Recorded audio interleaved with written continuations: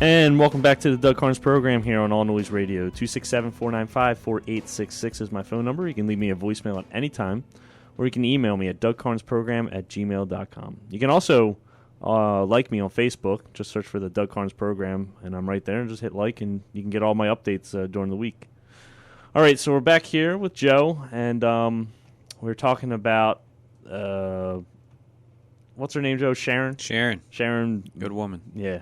Great woman, I mean, especially the way she describes the story. So let's get back to this press conference here. What I came here for, Mr. Kane said, "You want a job, right?" I asked him to stop, and he did. I asked him to take me back to my hotel, which he did, right away. When I returned to New Jersey, where I was staying with my boyfriend that Mr. Kane had been, when I returned back to New Jersey, where I was... Now, notice her screw up right there. I mean... Yeah.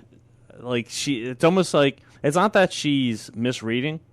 It's like she's trying to get the story straight in her head. Yeah. You know, like it's almost like it doesn't seem natural. Yeah. It's just like she's trying to fabricate it while she's, you know, it's almost like she went over it before the press conference. She's like, all right, I'm going to say this. I got the story in my head.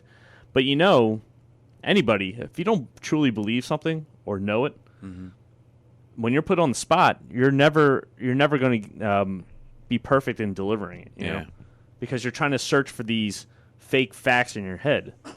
And, you know what I mean, Joe? Like, you just don't, when you don't know it, you sound so fake, and she sounds fake here. Well, you know what they should have done? They should have set her up with Obama's teleprompters. She would have been fine. His best friends? Yeah.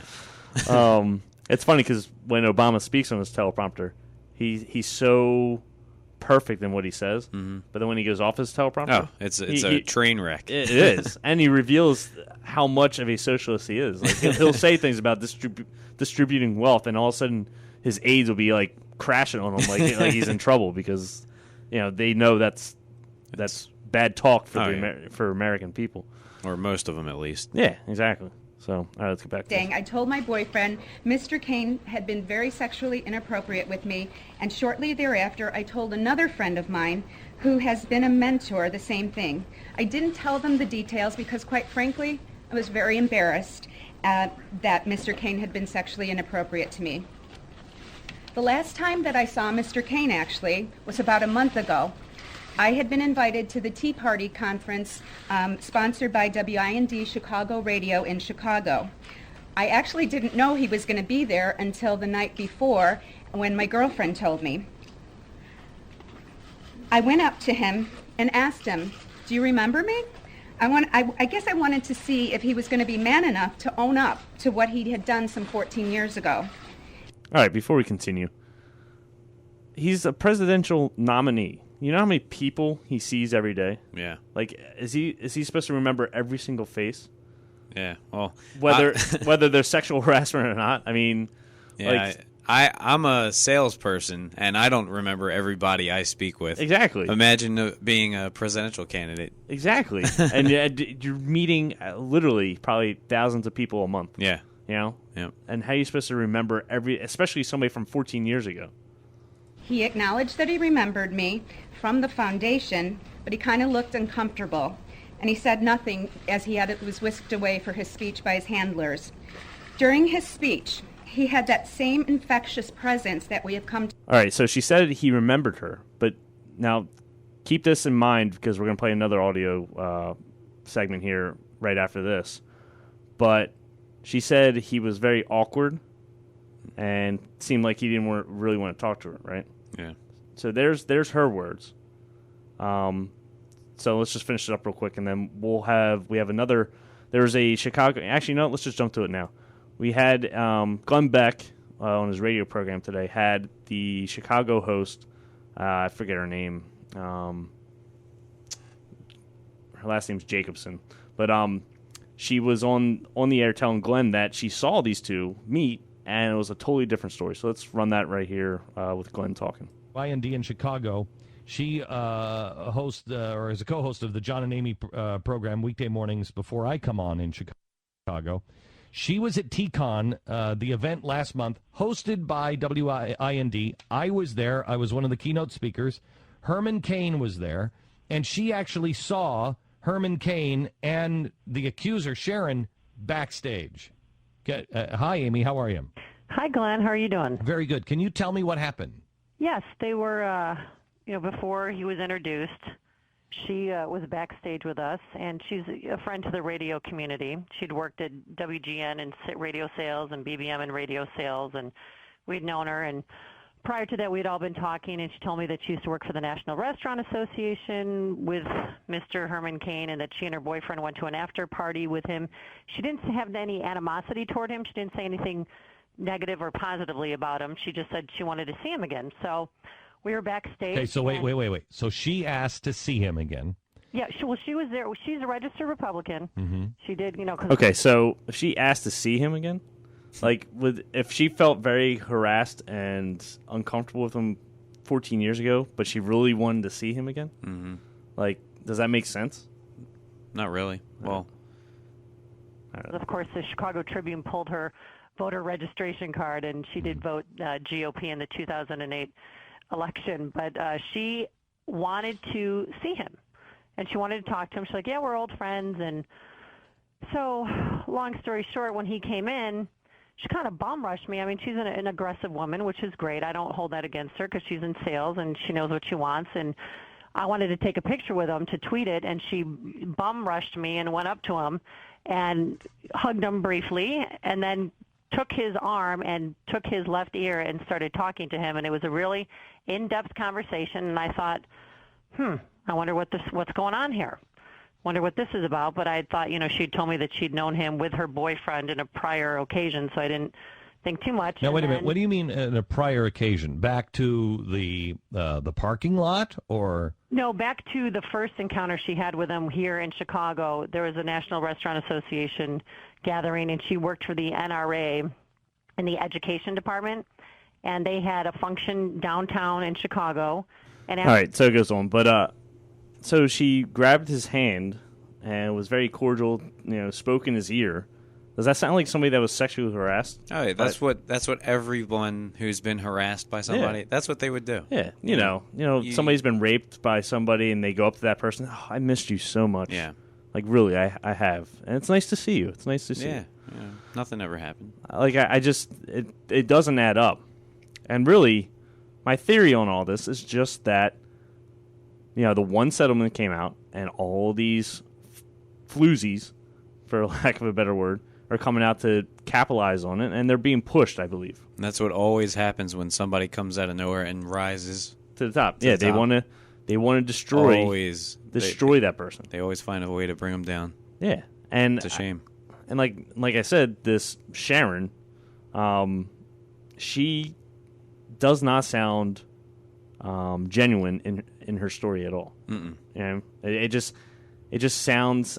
And she said on Fox News earlier on Monday that she just wanted to bring this out just so Cain, I was about to say Mick Cain, that Cain would admit to it, just so he would admit to it and say that he's sorry. Like, okay, so you're just doing that now? Like, why didn't you do that 14 years ago?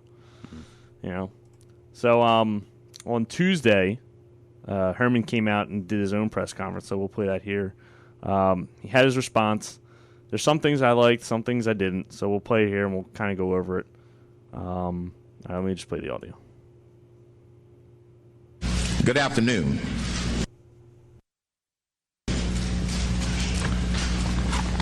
I am Herman Cain, and I'm running for President of the United States of America. I normally don't have notes, but in this case, I wanted to make sure that I didn't miss any points that I needed to cover today. Secondly, I chose to address these accusations directly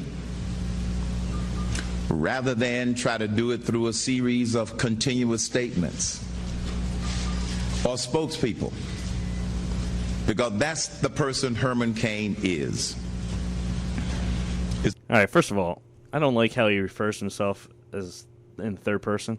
Oh, yeah. Like that just makes you sound like a tool. Douchebag. Yeah, like that is not what Herman Cain is. No. And he does it throughout the entire press conference. to take my message directly to the people. With respect to the most recent accusation, I have never acted inappropriately with anyone. Period. I saw Ms. Allred and her client yesterday in that news conference for the very first time. As I sat in my hotel room with a couple of my staff members, as they got to the microphone, my first response in my mind and reaction was, I don't even know who this woman is. All right, so this kind of doesn't match up because Doesn't add up at all. he does see her at the TCON convention in Chicago and talks to her. And this kind of goes back to what we were saying, that you don't remember every face that comes up to you. Yes. Especially one that's worked for you 14 years ago and then comes up and talks to you and you're already busy or trying to think about the speech you're going to give, what's your next move, where you're going next. A million things going through your head. Yeah, your aides and your handlers are trying to tell you stuff. So I can barely keep a thought straight during the day at work, let alone being on 5-6 hours of sleep. Yeah, and being a presidential candidate. Yeah. With all this stuff going on. So I give him the benefit of the doubt of just not knowing. I've done that. I've done that in my personal life so many times where I go, "Hey, you." I know you. Yeah, exactly. I know you somehow, but I just can't remember your name, or remember when the last time I saw you. So it happens to everybody. So we'll give him the benefit of the doubt, but it just kind of doesn't look bad because the media is going to jump on it now, saying, the Chicago Amy Jacobson said she saw those two meeting, at the TCON rally about a month ago. So they're going to push on that, saying like now he's lying about not knowing who she is. But like I said, think about all the people you come across during the day. Mm-hmm. I mean, Joe, like all the customers that come in your store. Yeah. You might remember one face for maybe the week, and that's about it. Yeah. It's probably like some good-looking girl or something like that, But besides that, you're gonna forget everybody. Yeah. Unless they're family or close friends. And Keith Olbermann, Chris Matthews, they're all going to be talking about this for the next 2 days. Exactly. And they're just going to jump on it like they jumped on Sarah Palin and her family when Bristol was pregnant. And, they went after her family. And Herman Cain says in this press conference, like, leave my family alone. And it just shows you a pattern of how Republican candidates just get crucified. It's the letter R next to their name. It is. Because think of all the hard news against Obama when he was a candidate. Can you think of one? Yeah. I mean, besides his birth certificate, that was about it. And there was a bunch of idiots holding that up like he was, like obviously we know he was born here because he wouldn't be able to be president if he wasn't. But all right, we're up against a break. We'll come back right after this.